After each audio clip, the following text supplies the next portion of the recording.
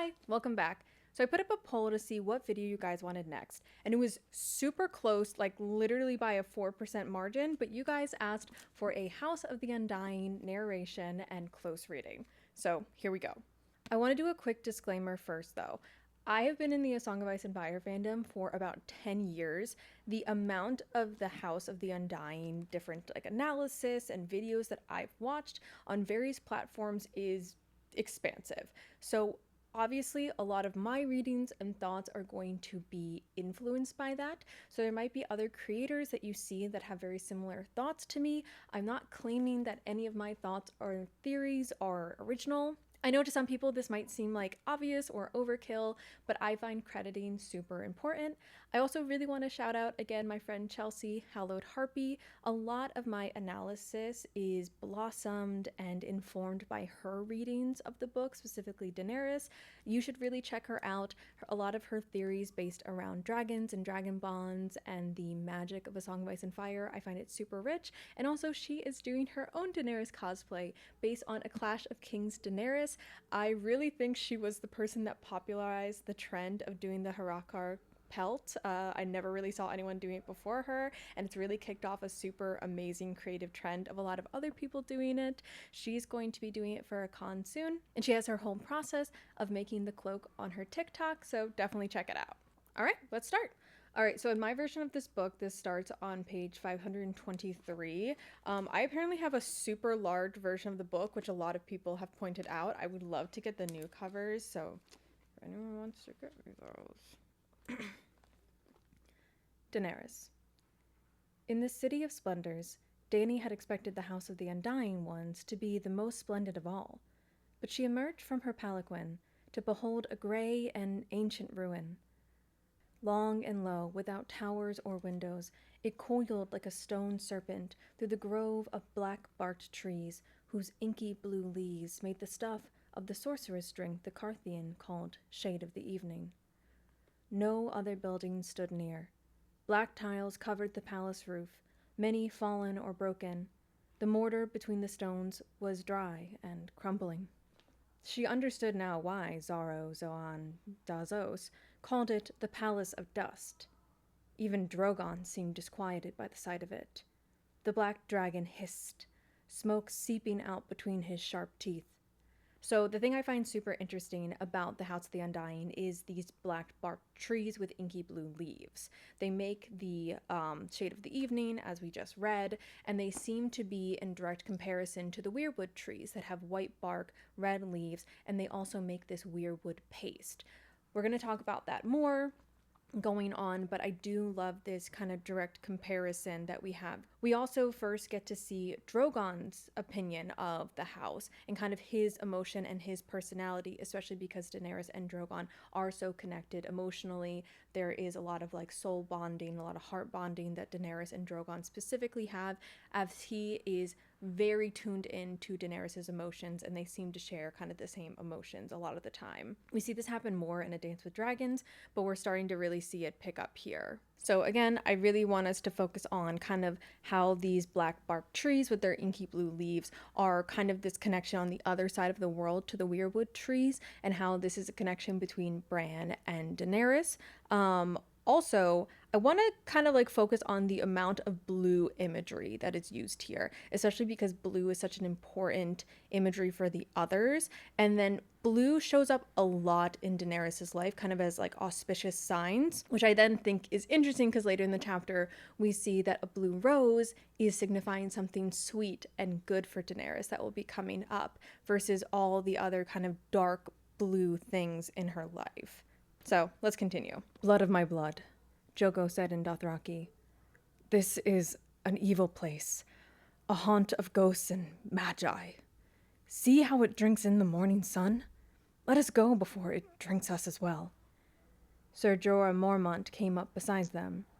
What power can they have if they live in that? Heed the wisdom of those who love you best, said Zaro, Zoan, Dazos, lounging inside the palanquin. Warlocks are bitter creatures who eat dust and drink of shadows. They will give you naught. They have naught to give. Aggo put a hand on his arak. Khaleesi, It is said that many go into the place of dust, but few come out. It is said. Jogo agreed. We are the blood of your blood, said Ago, sworn to live and die as you do. Let us walk with you in this dark place, to keep you safe from harm. Some places even a cow must walk alone, Dany said. So I think it is such a missed opportunity for this book to explore more of what it means for Daenerys to be a Khal, to be the first female Khal, to lead this Dothraki horde. Because when we get to A Storm of Swords, she really is then thrusted into the role of Misa, liberator, breaker of chains, and then queen of Meereen at the very end. I really wish we could have, had one or two less Jorah scenes and more with her Blood Riders, as they really teach her what it means to lead them, because the Dothraki really are so important to Daenerys. She carries a lot of their culture with her, even into A Dance with Dragons. So I just think it's a missed opportunity to be able to characterize them more. I think it's one of my biggest critiques of George's writing is his writing of the Dothraki and the lack of expanded voice for them. Take me then, Ser Jorah urged. The risk. Queen Daenerys must enter alone, or not at all. The warlock Pyat Pri stepped out from under the trees. Has he been there all along? Dany wondered. Should she turn away now, the doors of wisdom shall be closed to her forevermore. My pleasure bard awaits even now, Zaro Zawan Dazos called out. Turn away from this folly, most stubborn of queens. I have flautists who will soothe your troubled soul with sweet music, and a small girl whose tongue will make you sigh and melt. Ser Jorah Mormont gave the merchant prince a sour look.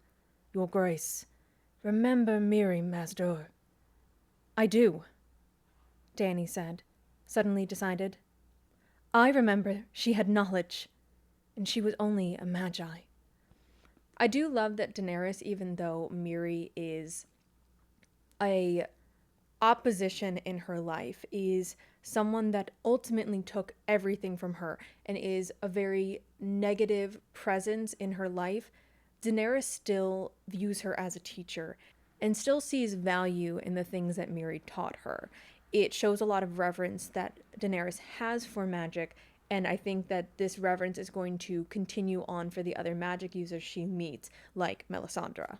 Pyat Pri smiled thinly. The child speaks as sagely as a crone. Take my arm and let me lead you.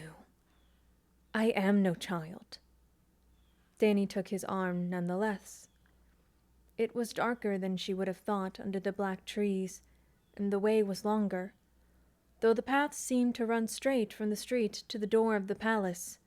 Pyat Pri soon turned aside. When she questioned him, the warlock said only, The front way leads in, but never out again. Heed my words, my queen. The house of the Undying Ones was not made for mortal men. If you value your soul, take care, and do just as I tell you. I will do as you say, Dany promised. When you enter, you will find yourself in a room with 4 doors. The one you have come through, and 3 others. Take the door to your right, each time the door to your right. If you should come upon a stairwell, climb. Never go down, and never take any door but the first door to your right. The door to my right, Dany repeated. I understand. And when I leave, the opposite? By no means, Pyat Pri said. Leaving and coming, it is the same. Always up, always the door to your right. Other doors may open to you. Within you will see many things that disturb you. Visions of loveliness and visions of horror. Wonders and terrors. Sights and sounds of days gone by. Days to come and days that never were. Dwellers and servitors may speak to you as you go. Answer or ignore them as you choose, but enter no room until you reach the audience chamber. I understand, When you come to the chamber of the Undying, be patient. Our little lives are no more than a flicker of a moth's wing to them. Listen well, and write each word upon your heart. When they reached the door, a tall oval mouth, set in a wall, fashioned in the likeness of a human face, the smallest dwarf Dany had ever seen, was waiting on the threshold. He stood no higher than her knee, his face pinched and pointed, snoutish, and he was dressed in delicate livery of purple and blue. His tiny pink hands held a silver tray. Upon it rested a slender crystal glass filled with a thick blue liquid.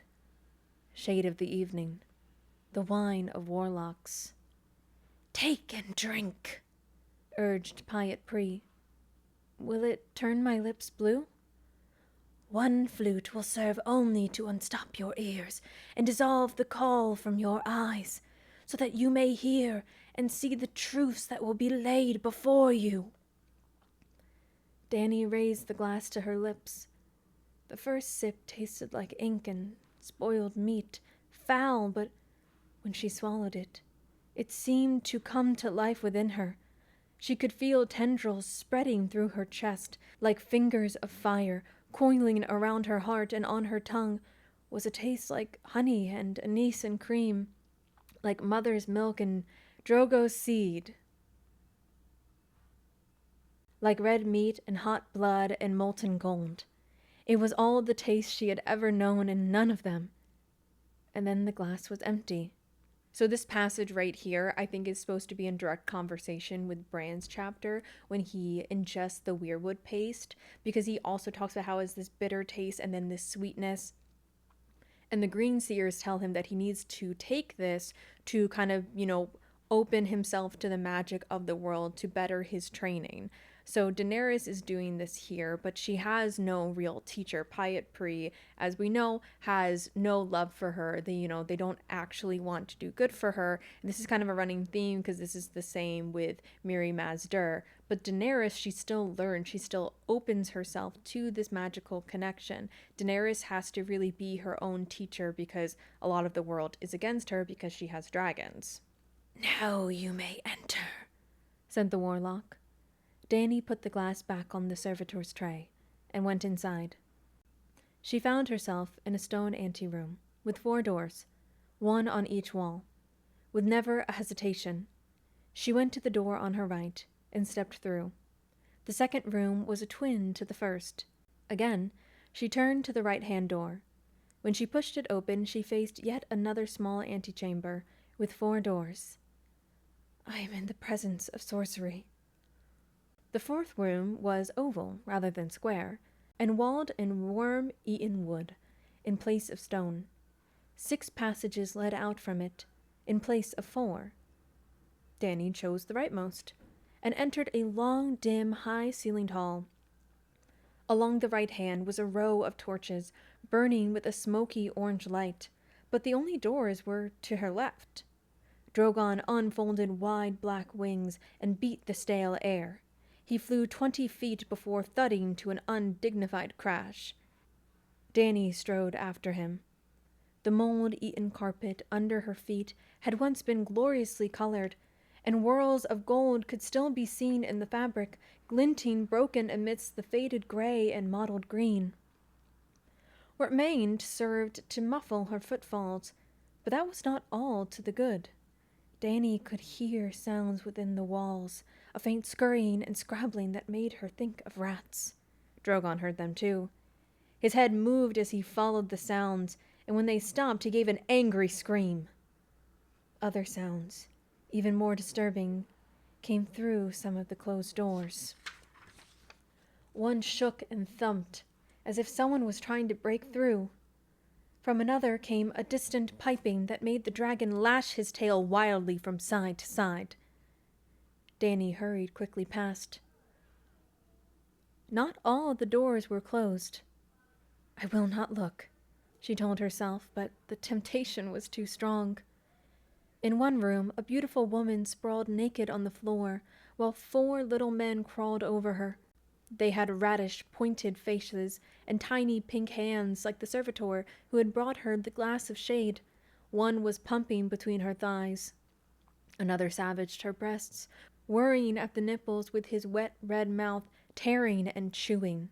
So, obviously, this is to serve as a metaphor, an allegory for the War of the Five Kings. And I know people are going to be like, but there's only four. Blah, blah, blah, blah.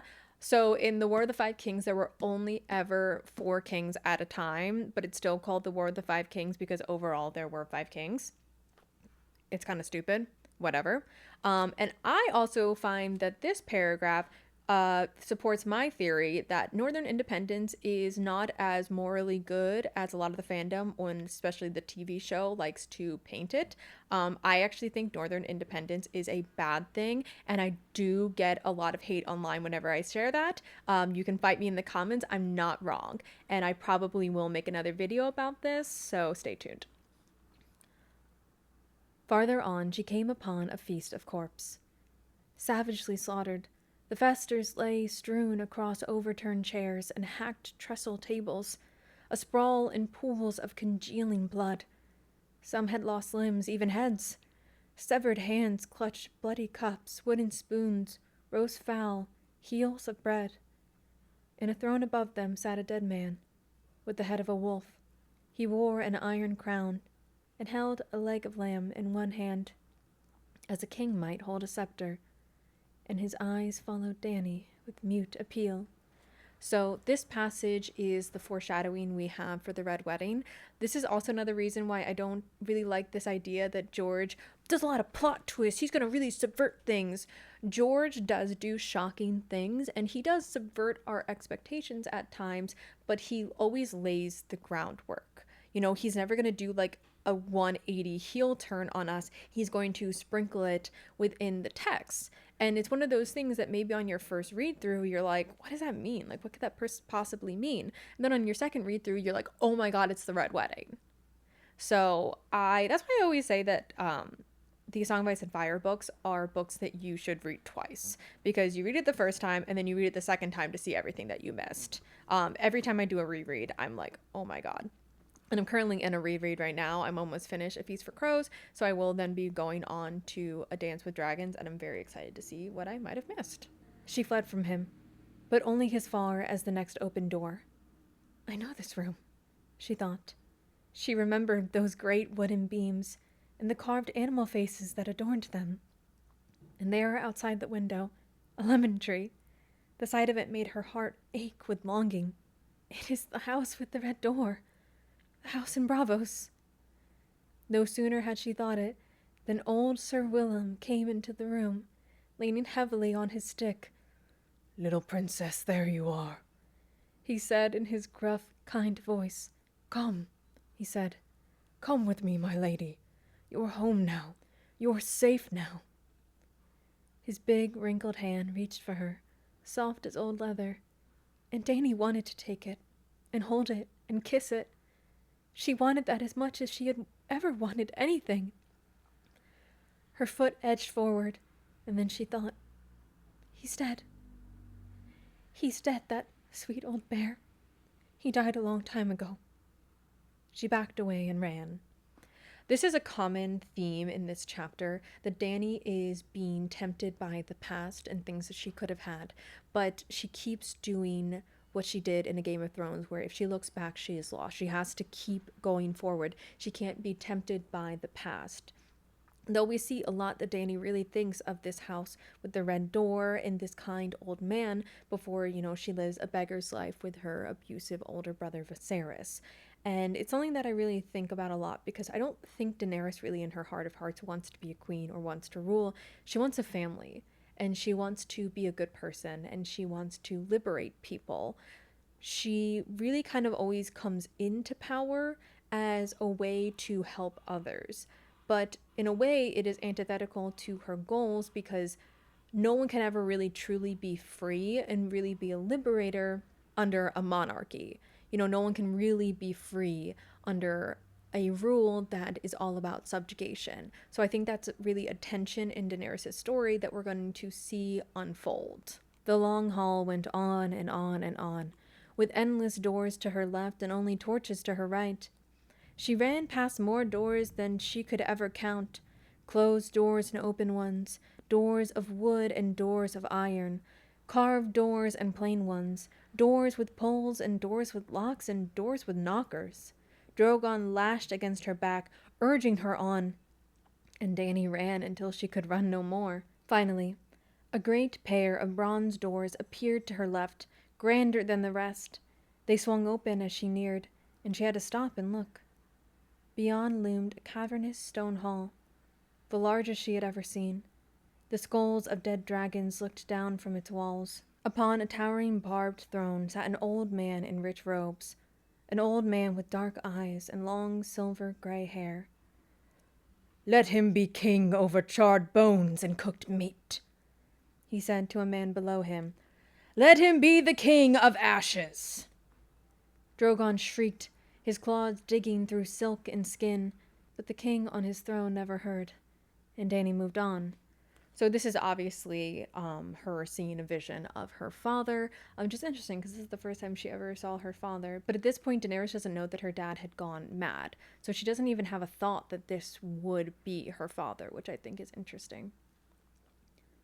Viserys was her first thought the next time she paused, but a second glance told her otherwise. The man had her brother's hair, but he was taller, and his eyes were a dark indigo rather than lilac. "Aegon," he said, to a woman nursing a newborn babe in a great wooden bed. "What better name for a king?" "Will you make a song for him?" the woman asked. "He has a song," the man replied. "He is the prince that was promised, and his is the song of ice and fire." He looked up when he said it, and his eyes met Dany's, and it seemed as if he saw her standing there beyond the door. "There must be one more," he said, though whether he was speaking to her or the woman in the bed she could not say. "The dragon has 3 heads."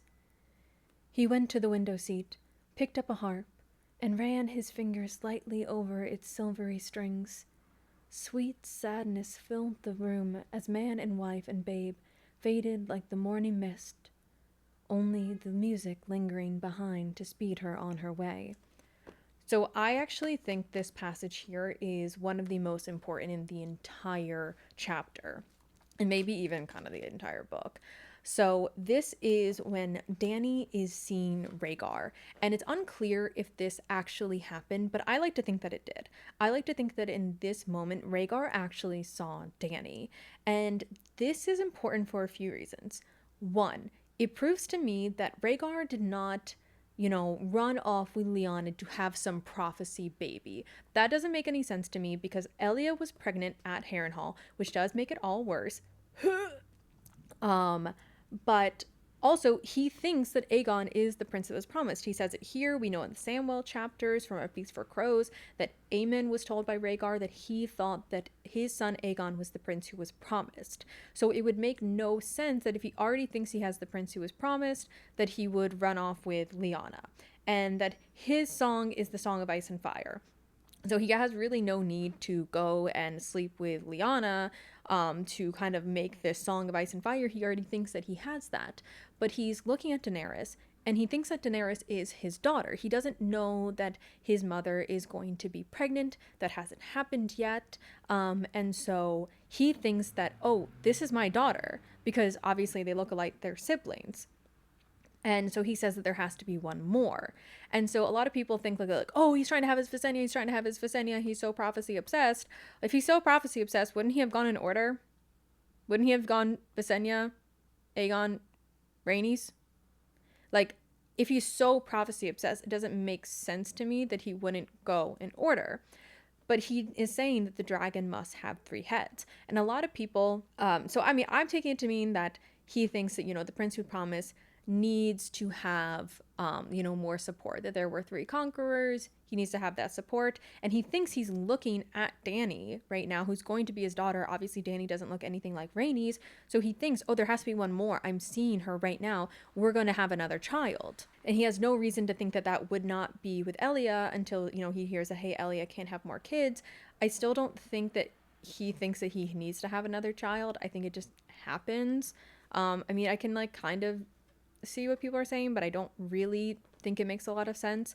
And people also use Rhaegar saying the dragon must have 3 heads as like that's why there's multiple Azor Ahai. That's not in the original Azor Ahai myth. That's just what Rhaegar says in his interpretation. And Rhaegar makes a lot of mistakes and is often wrong.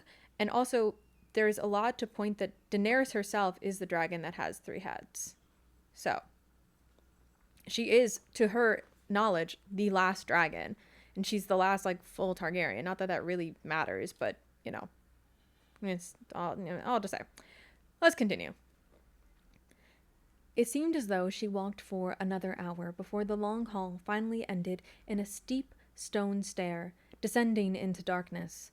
Every door, open or closed, had been to her left. Dany looked behind her. The torches were going out, she realized with a start of fear. Perhaps 20 still burned, 30 at most. One more guttered out even as she watched, and the darkness came a little farther down the hall, creeping towards her. And as she listened, it seemed as if she heard something else coming, shuffling and dragging itself slowly along the faded carpet. Terror filled her. She could not go back, and she was afraid to stay here, but how could she go on? There was no door on her right, and the steps went down, not up. Yet another torch went out as she stood pondering, and the sounds grew faintly louder.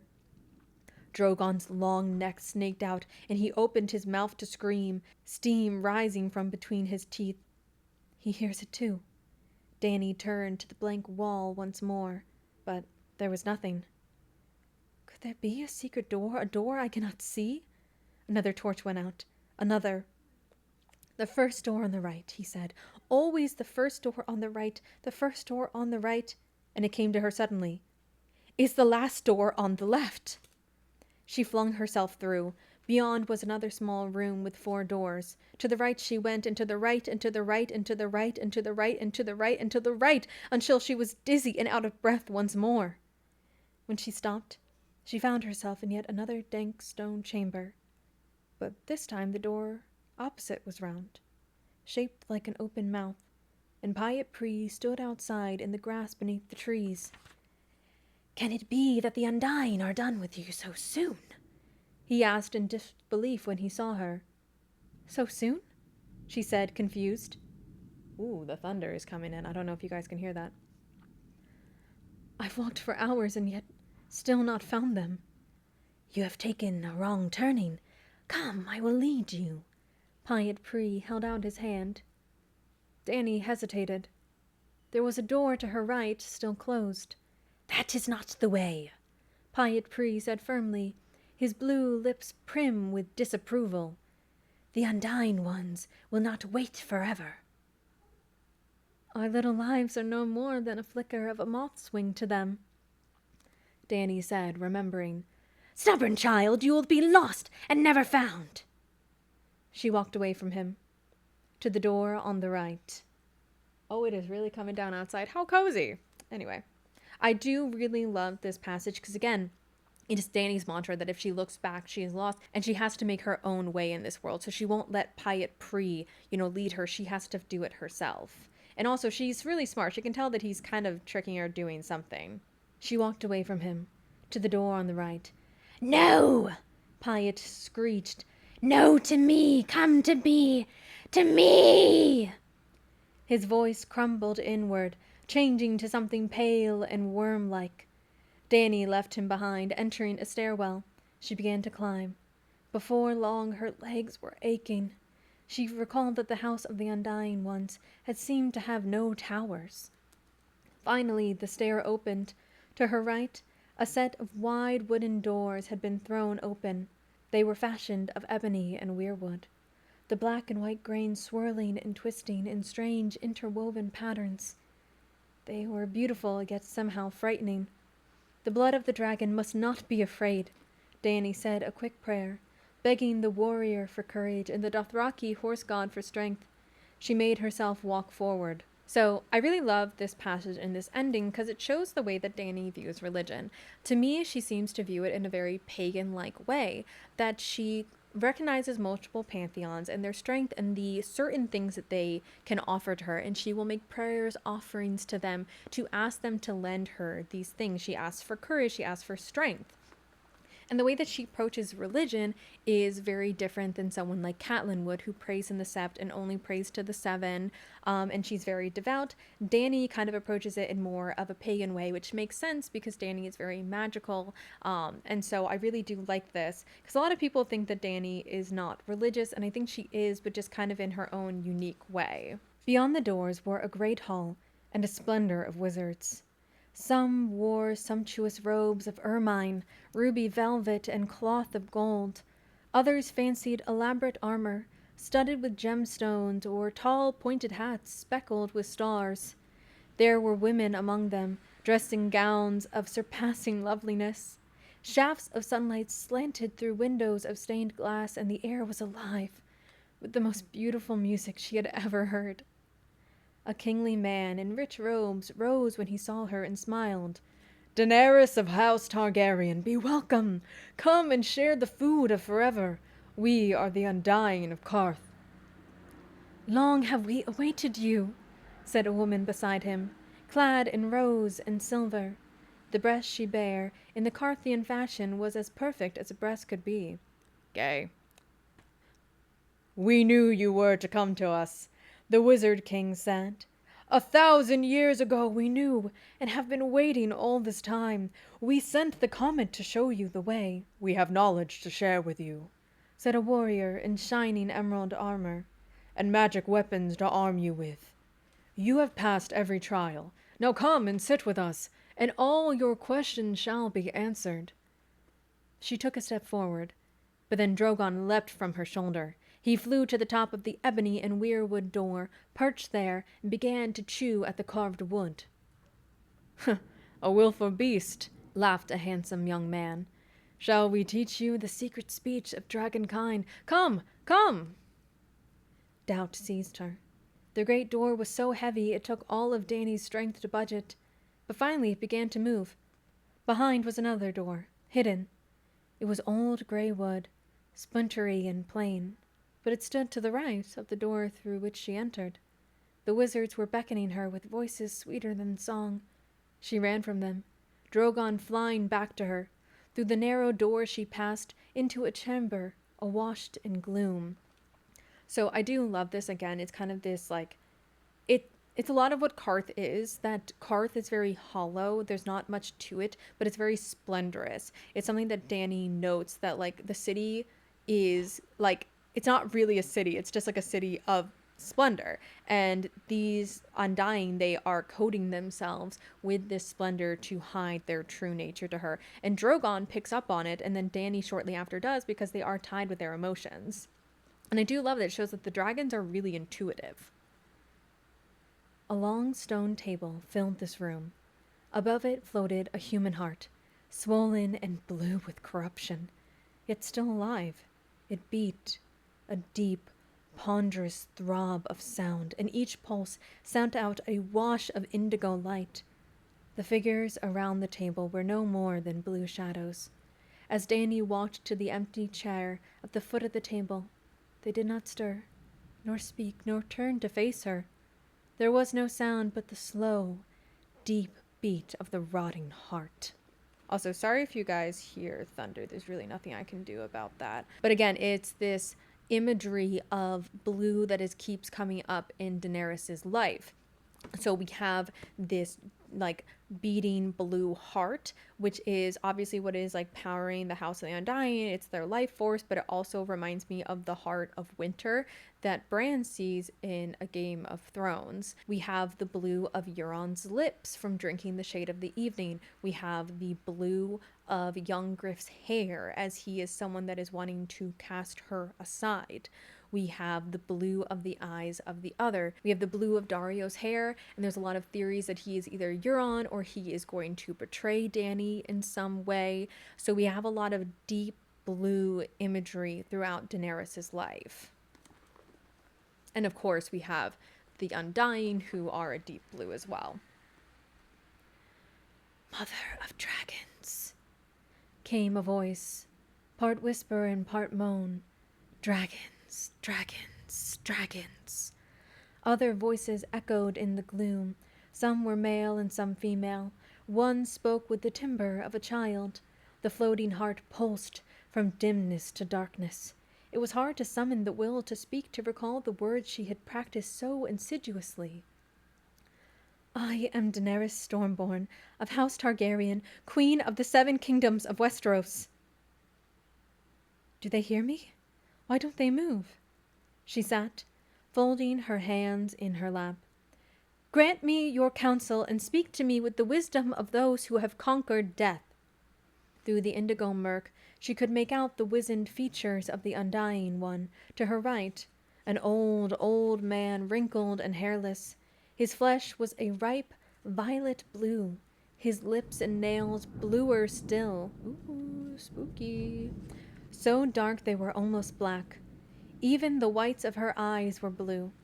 They stared unseen at the ancient woman on the opposite side of the table, whose gown of pale silk had rotted on her body. One withered breast was left, bare in the Carthian manner, to show a pointed blue nipple hard as leather. She is not breathing. Dany listened to the silence. None of them are breathing, and they do not move, and those eyes see nothing. Could it be that the Undying ones were dead? Her answer was a whisper, as thin as a mouse's whisker. We live, live, live. It sounded. Myriad of other voices whispered echoes, and no, no, no. I have come for the gift of truth, Dany said. In the long hall, the things I saw, were they true visions or lies? Things, past things or things to come? What did they mean? The shapes of shadows, morrows not yet made. Drink from the cup of ice, drink from the cup of fire. Mother of dragons, child of 3. So we see here, they're asking Dany to drink from the cup of ice and from the cup of fire. So again, Dany is ice and fire. Dany holds both of these things. We know from a lot of interviews from George that ice represents things that are cold, obviously, and death and the others, and fire is life. It is humanity. A lot of people try to paint these things as one is bad, one is good, but I really think George is trying to talk about equilibrium, that while ice represents death, death is also a necessary part of life. And we also see, again, they talk a lot about Mother of Dragons and Child of 3. 3 is a super important number for Daenerys. She's going to have 3 husbands. We know that she has Drogo, Hizdahr, and she will marry Jon in, whether that is like actually or symbolically, she's going to marry Jon. She has 3 dragons. We see that they're going to talk about 3 pyres, 3 treasons, but also she is the 3rd of the Amethyst Empress reborn. We have the first one, then the death of her by the Bloodstone Emperor caused the Long Night. We have Rhaenyra, who was overthrown by and usurped by Aegon II, and that caused the death of the dragons. That was the beginning of the end, that the Long Night was going to come again. Magic was, dying in this world. And then we have Daenerys, who this time is going to break the cycle by killing Euron, the Bloodstone Emperor. She's also the 3rd Daenerys that we have. And so again, this idea of 3 is super important in Daenerys' story. 3? She did not understand. 3 heads has the dragon. So again, 3 heads has the dragon. It is connected to Daenerys. She is the dragon. The ghost chorus yammered inside her skull, with never a lip moving, never a breath stirring the still blue air. Mother of dragons, child of storm. The whispers became a swirling song. 3 fires you must light. 1 for life, and 1 for death, and 1 to love. So the 1 for life is the one that she makes the pyre for Drogo, that then births the dragons. The 1 for death, that could be her killing Illyrio. I also think that could be the fire that she sets in Volantis for the inner wall with the slave keepers, or if she burns any of the slavers in Marine. I think that is the fire for death, because at the end of Dance for Dragons, Daenerys realizes that you can't fight the absolute, like, evilness that is slavery with compromise. Sometimes you have to defeat evil with fire and blood.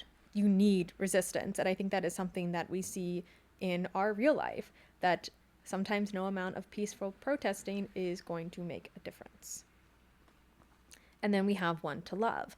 So this one is definitely kind of more up for debate. I think this is going to be that Daenerys is going to melt or burn something to do with the heart of winter, or like the fire that she lights in the long night for love of humanity, for love of Jon, for the love of her children, for the love of Westeros.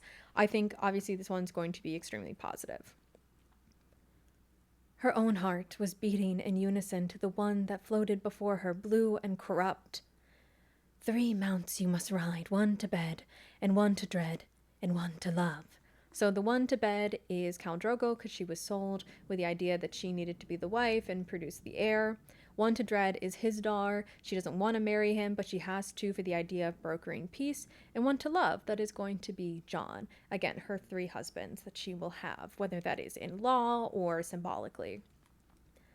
The voices were growing louder, and she realized it seemed her heart was slowing, and even her breath.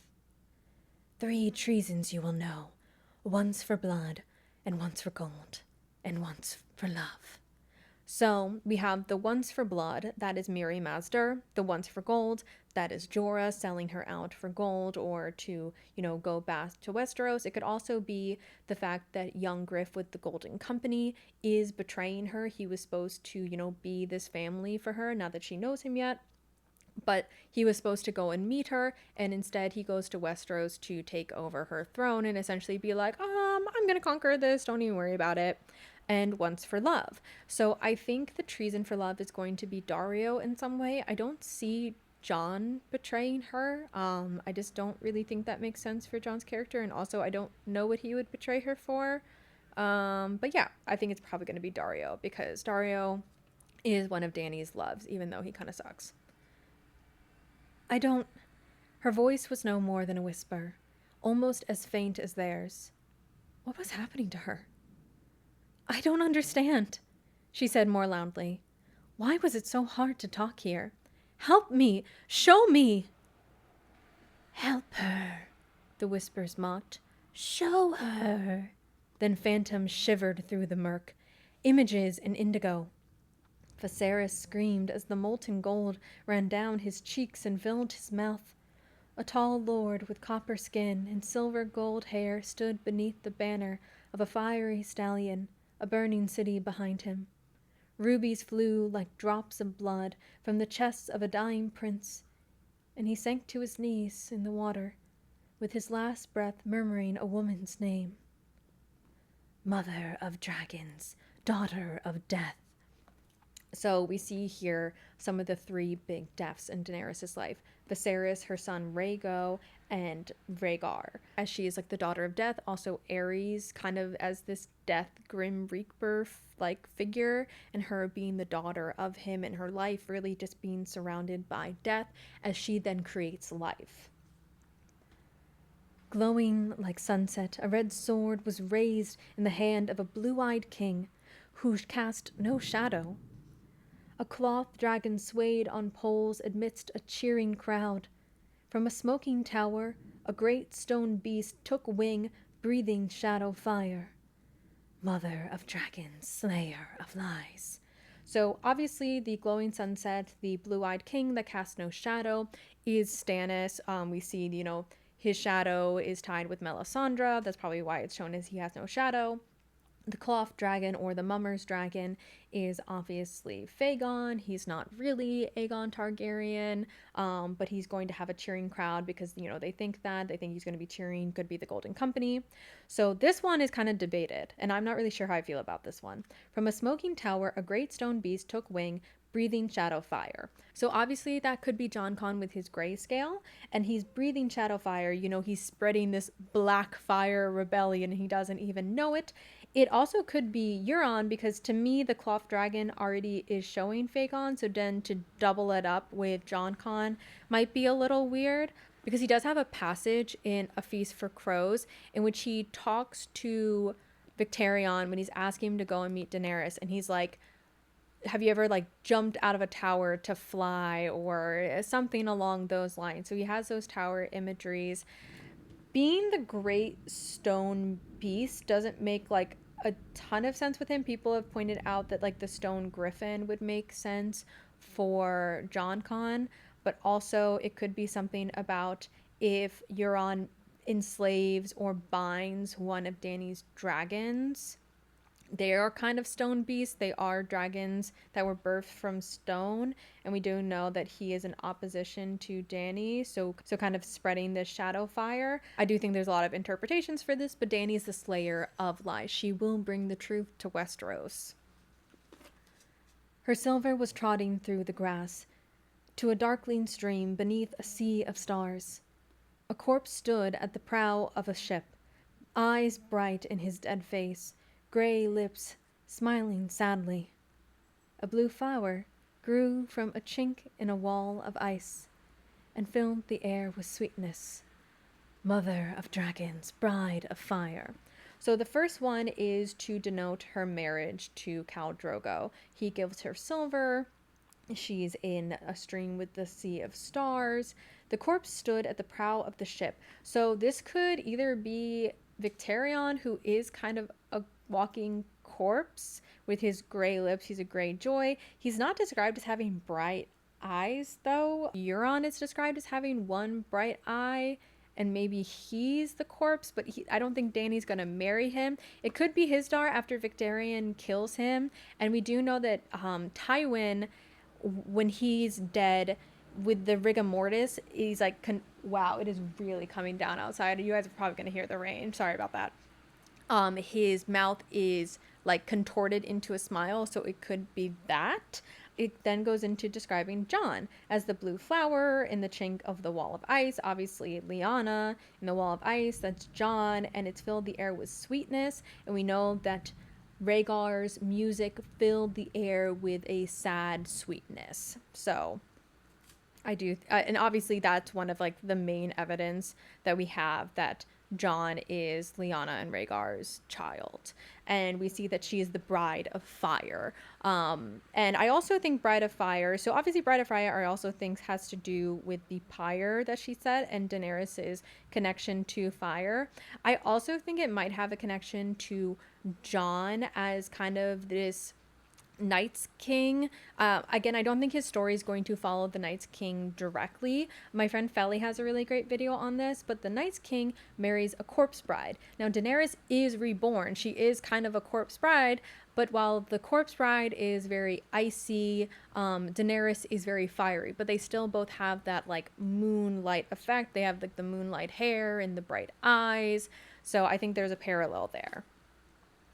Faster and faster the visions came, one after the other, until it seemed as if the very air had come alive. Shadows whirled and danced inside a tent, boneless and terrible. A little girl ran barefoot through a big house with a red door. Mirri Maz Dur shrieked in the flames, a dragon bursting from her brow. So that's kind of like Mirri is one of the sacrifices to make Rhaegal. And my friend Chelsea Hallett Harpy, who I talked about early in the video, has a really great theory about how the sacrifice of Mirri Maz Dur, this unwilling sacrifice, is affecting Rhaegal's personality and will have some consequences down the line. Behind a silver horse, the bloody corpse of a naked man bounced and dragged. A white lion ran through grass, taller than a man. Beneath the mother of mountains, a line of naked crones crept from a great lake and knelt shivering before her, their gray heads bound. 10,000 slaves lift blood-stained hands as she raced by on her silver, riding like the wind. "Mother!" they cried. "Mother! Mother!" Beneath the mother of mountains, I really think that is showing where, because Dany is going to go back to the Dosh Khaleen, and she is going to liberate them, and she is going to connect the Dothraki, because she is the stallion who mounts the world. It was never Rhaego, it's her. And she is going to connect them and make the one great Khalasar and liberate the Dosh Khaleen. And then we see obviously what's going to happen in the next book of them crying out Misa and wanting to touch her as she rides in silver. Well, as she rides on silver. They were reaching for her, touching her, tugging at her cloak, the hem of her skirt, her foot, her leg, her breast. They wanted her, needed her, the fire, the life. And Dany gasped and opened her arms to give herself to them.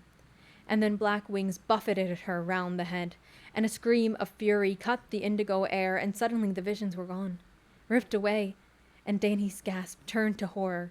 The Undying were all around her, blue and cold, whispering as they reached for her, pulling, stroking, tugging at her clothes, touching her with their dry, cold hands, twinning their fingers through her hair. All the strength had left her limbs. She could not move. Even her heart had ceased to beat. She felt a hand at her bare breast, twisting her nipple. Teeth found the soft skin of her throat. A mouth descended on one eye, licking, sucking, biting. So Daenerys is this life force, this force of fire, and she's being come upon by this undead. I do think it is interesting that they're going onto one of her eyes. Euron only has one eye. I don't know if that really is connected. It's just something that stuck out to me. But to continue. Then indigo turned to orange, and whispers turned to screams. Her heart was pounding, racing. The hands and mouths were gone. Heat washed over her skin, and Dany blinked at a sudden glare. Perched above her, the dragon spread his wings and tore at the terrible dark heart, ripping the rotting flesh to ribbons. And when his head snapped forward, fire flew from his open jaws, bright and hot. She could hear the shrieks of the Undying as they burned, their high, thin, papery voices crying out in tongues long dead.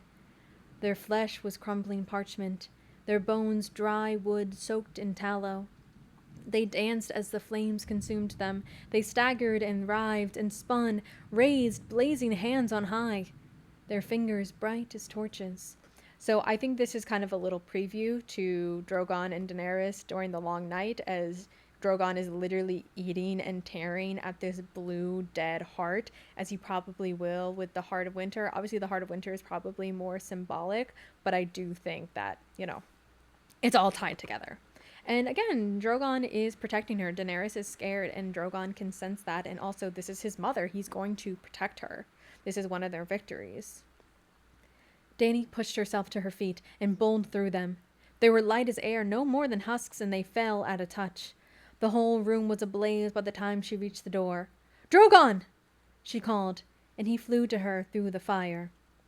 Outside, a long, dim passageway stretched serpentine before her, lit by the flickering orange glare from behind. Dany ran, searching for a door to the right, a door to her left, any door, but there was nothing. Only twisty stone walls and a floor that seemed to move slowly under her feet, writhing as if to trip her. She kept her foot and ran faster, and suddenly the door was there ahead of her, a door like an open mouth. When she spilled out into the sun, a bright light made her stumble.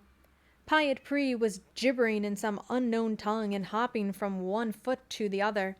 When Dany looked behind her, she saw thin tendrils of smoke forcing their way through cracks in the ancient stone walls of the Palace of Dust, and rising from between the black tiles of the floor. Howling curses, Pyat Pri drew a knife and danced towards her, but Drogon flew at his face. Then she heard the crack of Drogo's whip, and never was a sound so sweet. The knife went flying, and an instant later, Ricaro was slamming Pyat to the ground. Sir Jorah Mormont knelt beside Dany in the cool green grass and put his arm around her shoulder. All right, so that is pretty much like the most magical chapter we have gotten yet in A Song of Ice and Fire. It is chocked full of just things to come, and specifically things to come for Dany, as she kind of opens herself up for magic. It really is such a wonderful chapter in what I think is a really underrated book. I know a lot of people rate A Feast for Crows or A Clash of Kings as their least favorite, but I really love A Clash for Kings. And thank you so much. I hope that you guys liked this. Obviously, a lot of the other items on the poll were voted very highly, and people said they really wanted to hear more. So I do want my next video to be about how Daenerys uses fashion for politics. So I hope you guys get excited for that. And if you liked this video and you want to see more, please tell me your theories down below. Tell me what you liked. Hey, tell me what you didn't like. That's fine too. So please like, subscribe, comment. If you don't want to miss a video, hit that bell, whatever YouTubers say. The outpouring of love and support that you guys have given me over the few weeks that I've been on this platform have really been amazing.